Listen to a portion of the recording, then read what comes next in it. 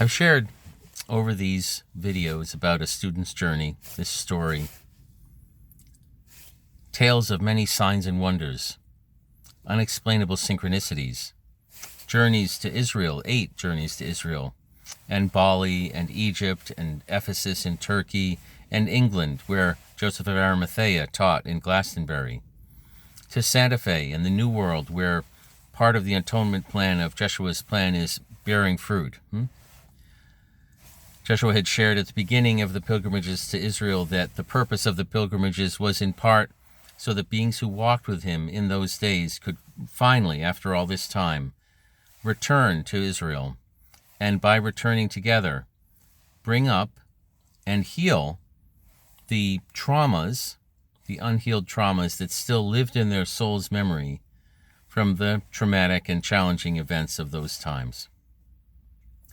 I've also shared in the last 2 videos how perhaps the most extraordinary healing that occurred, and it occurred in the last pilgrimage, the final and 8th one, was around the soul of Judas and the true story of Judas and the greatness really of Judas taking on all of those projections from humanity over all this time and returning place after place, a Church of the Nativity, the Dead Sea, Galilee, the old city of Jerusalem, to teach as Judas had taught originally before everything went south, as it were. So I just want to share one more story from the pilgrimages. While there had been many signs and wonders and a level of synchronicity that could sometime consume an entire day, and it got to the point where instead of just being wowed by it all, that we actually just went along and said, oh, that's interesting. What's this for? What are we supposed to be doing with this remarkable synchronicity? Or the 300 of them that happened before breakfast, or whatever it was. The synchronicity is so profound, we have a saying that developed on the pilgrimages. It must be time for breakfast, because there had already been 7 miraculous events, and we look at our watch and go, oh, it's time for breakfast time. We have to go to breakfast now. So this is, hopefully I've given some flavor about the remarkable things that I've experienced under the tutelage of Jeshua and JM, the leader of the Way of Mastery groups. On the final pilgrimage to Israel in 2019, a group of 13 people went to Jeshua's cave at Qumran. This is a large cave overlooking the Dead Sea and is near where the Dead Sea Scrolls were found. We believe that Jeshua used to visit there and meditate there, and this is what JM has said. And we've gone there very frequently during the trips. JM at the Newport Tower, and I've shared this in a previous video, in Rhode Island, had a vision that there was a direct connection between the Newport Tower, the Tor at Glastonbury in England, and which is a similar structure in some ways to the Newport Tower, and then this cave at Qumran. I had traveled to the Tor since he had that revelation and had a sacred ceremony there, and now the completion of all of this energetic connection was taking place at Qumran. We went on a day when it was raining, and because of the dangerous nature of climbing up the cliffs, we weren't allowed to climb up to the cave itself.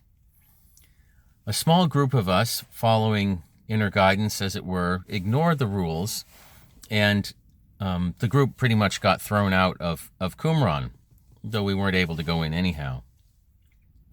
But the people who were at Qumran, who, once we apologized, and apologized for not listening to their rules, which was certainly an appropriate thing to do, to apologize.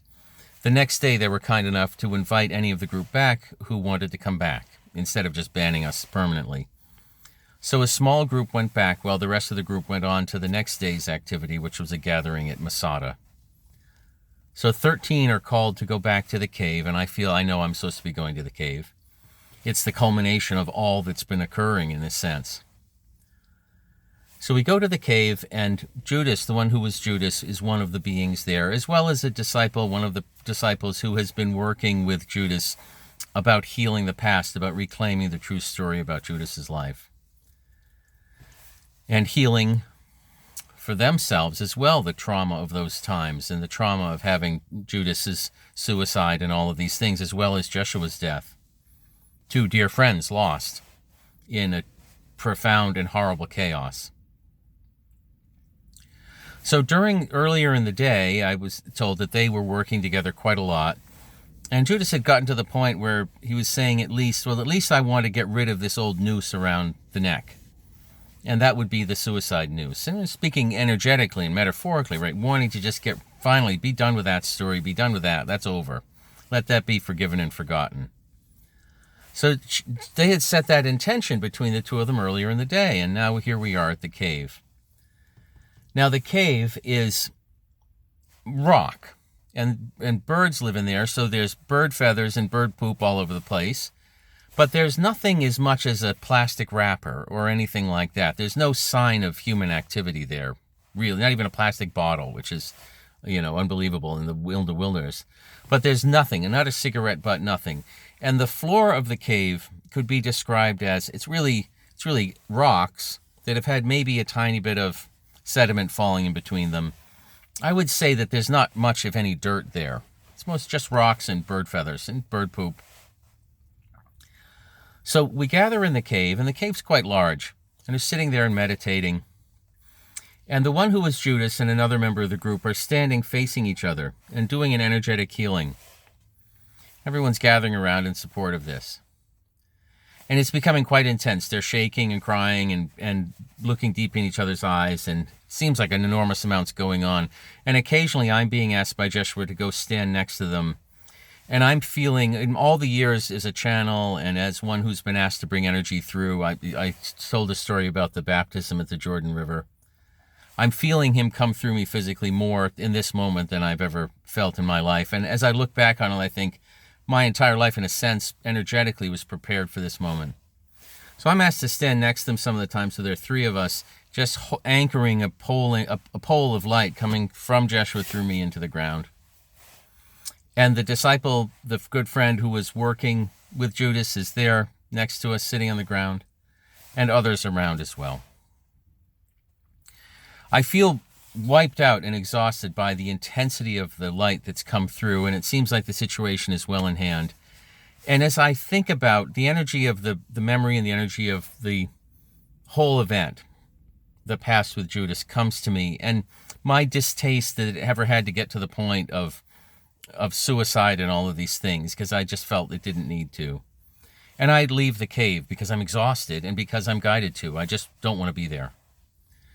It's not my business what's going on around this frequency anymore. I've done my job. But several people stay in the cave, and I look back at one point, and I see the one who was Judas just laughing and pulling on something. And I think that's interesting. I wonder what they're up to.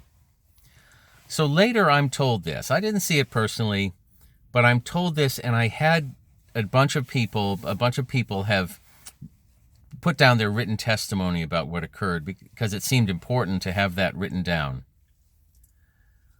Judas has set the intention to get the noose off from around the neck. So while this is occurring, while we're all standing there and we're all gathered together, the friend that had been working with Judas all day on this intention reaches down to the rocks that we're all sitting on and says, what is that? And starts pulling on something. And out of this pile of rocks, really, that I can't say there's dirt there. There may be a tiny bit of dirt there, but it's not a place with a lot of soil. Pulls a noose out of the ground. I didn't see this noose, so I'm only going on what people have said, but he said to me it was large enough to fit around a human head. It was very narrow and tough rope, I understand, but that was this description as it was given to me. So, just think about that for a second. What? Where did that come from? And I don't think it was there, much before that. And if there was ever an event in my life where I felt that a physical manifestation actually occurred, I think it was that. I think that all of us there together, and everyone who was interested in this subject, playing an equal role all around the world, whether they were conscious of it or not, all for peace and for the transition of the world into a better world, a more heavenly world. Everyone, I just want to share with everyone that this extraordinary miracle happened, that this noose was pulled out of the ground where there was no ground. And then I was told that they tried tearing it up, and that's what I was watching when I looked back and saw Judas laughing and pulling on it. And eventually they had to chew it with their teeth because it was so tough, and they chewed it up and put it on a little altar and left it there at Jeshua's cave at Qumran. And the completion of everything that had led up to that was done. It was after that that Judas taught these deep and profound teachings at the Church of the Nativity, and finally at the Upper Room, teaching a teaching which undoes what occurred at Eden, which was the Garden of Eden, the separation into the belief in good and evil. There was an encompassing teaching which said, no, there's an infinity loop of experience, and within that, from a certain perspective, you can create the illusion of good and evil, but it can easily be flipped, and that which was good can become evil, and that which was evil can become good, because all is freedom, and freedom is love. And so the reality is not good and evil. The reality is love, which has no opposite. Just a final story from the most miraculous events that I've ever been part of or seen, these amazing pilgrimages to Israel, as led by our fearless leaders, Jeshua and JM, and indeed everybody who accompanied us there, either in spirit or physically. Thank you for listening.